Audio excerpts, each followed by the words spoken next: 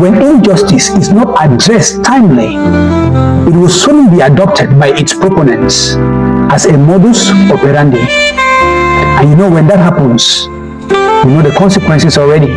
Child of God, you need to understand also that there can be no valid conclusion if the very premise is faulty. When you build on a faulty foundation, there is an imminent collapse in future. Therefore, child of God, arise in the light of the gospel of Christ Jesus. Arise in righteousness. Arise in humility. Arise in wisdom. Arise in understanding. To change that modus operandi, to change that operating system which is faulty. And may God grant you that grace to do it in love, to do it in humility, to do it in the fear of God.